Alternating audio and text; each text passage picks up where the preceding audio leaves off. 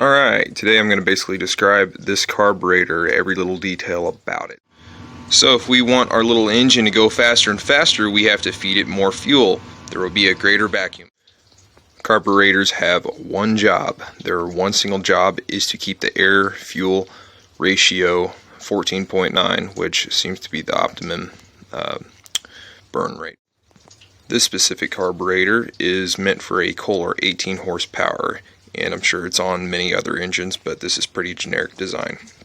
This little arm forward for this specific guy is choke is open. For this guy, this is the throttle flap. He is open, everything's open.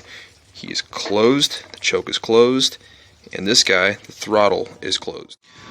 Such a cute little piston we have here.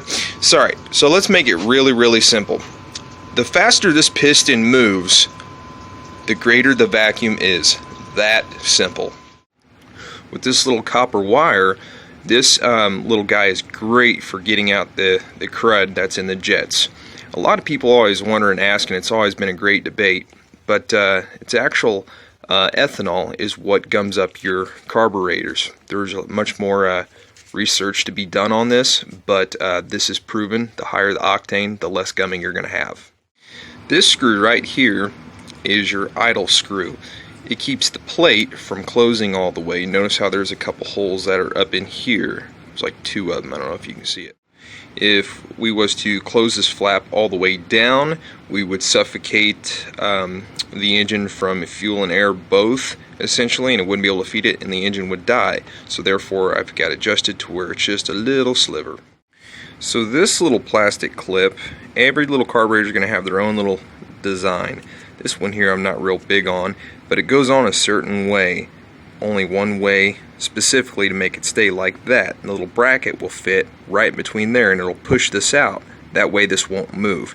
If you do this wrong, you're going to have problems with your linkage popping out.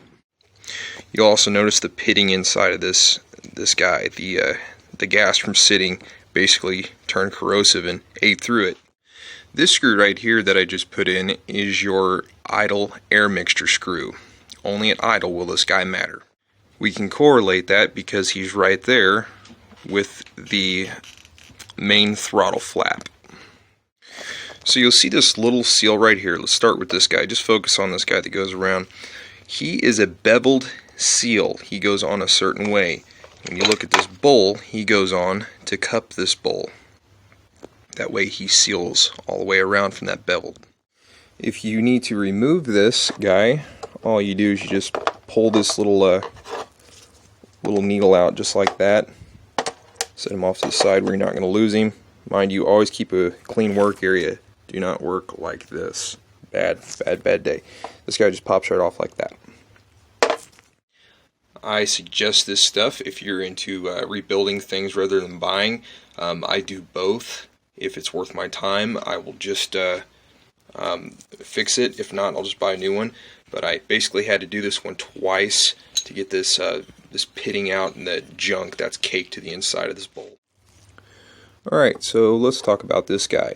This is your little seat guy. What happens is when your fuel level is, when your fuel's coming in, regardless of how it's input, here's your little input nipple guy.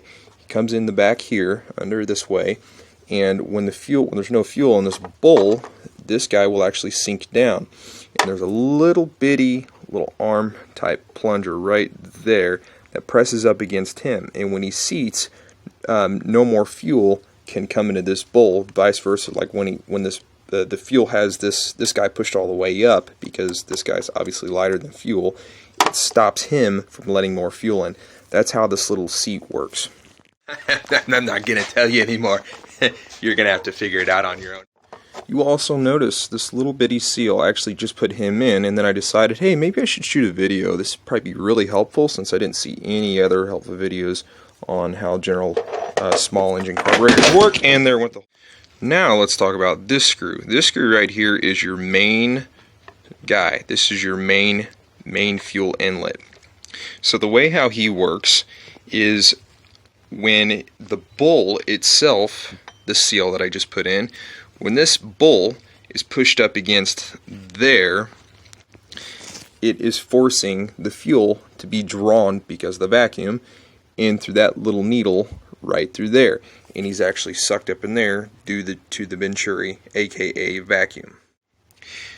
You'll see how he basically goes up against there, and when that little screw, bolt, whatever, is shoved up in there, he's actually meant to create a seal, forcing these two surfaces to mate and forcing the fuel to be drawn through that little adjuster.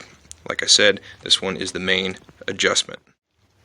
I don't know if you can see that, but when the fuel's drawn up, there's a little bitty hole. If you remember that little copper wire that I had, you can shove up into that hole and make sure that it's not gummed up. This is your choke little clamp guy. That's how you get him adjusted. Let's briefly talk about how a choke works. A choke is meant to close off the first flap in here. So it takes more and more fuel to get a cold engine going. There's much more friction in such a cold engine, therefore we need more raw power potential, so therefore fuel. So if we close off the air, obviously, where do you think it's gonna draw from? It's gonna create more of a vacuum, therefore sucking up more fuel. Let's talk about this little ball. Now, I might be wrong on this, but I'm going to go ahead and I'm going to say what I think it is. So you'll notice how those two little holes way back there are in line with each other. And as this is, and as that is, as that is. So what I'm pretty sure this is it's where they press the ball in from the factory. So they drill it, and it's just a cap, essentially, that's in a different location. So they just press that guy in there. So you're like, why isn't he coming out? Well, he's not supposed to come out. He's supposed to stay in there. Now, if I'm wrong, I'm wrong, but that's what makes the most sense to me. I suggest you get a kit like this. I'm a little concerned. I don't think this seal is going to last for a year because these are not rated to be met with gasoline, I'm pretty sure. But the green ones that you can buy at the store, those are. I forget the name of them, but use whatever method to make sure that this guy, your inlet, isn't gunked up as well. Also assure proper operation with the float with it installed upside down. Blow in it, make sure no air's coming through, hang it right side up with it empty, make sure that you have flow. You should be able to blow through this, do that however you want to, that way to assure that the float is operating correct and nothing's gummed up in here. And guys, we just went through a whole entire carburetor. That's what its job is to do, is to simply mix the air and fuel. Mind you, these two screws do sing with each other. They do play a role with each other. So if you find yourself twisting those back and forth to get it right, don't be surprised if you have to do that. This part is critical. Make sure that there's a seal on the bottom of this bolt, and make sure you at least put some sort of a seal also on the inside of this, like I mentioned earlier in the video. Congratulations guys, we just went through a whole carburetor. Now you should be able to work on any basic carburetor. That's how they work. I hope this video was some help. If you enjoyed it and it was some help to you, just like and subscribe, and I will continue making more videos.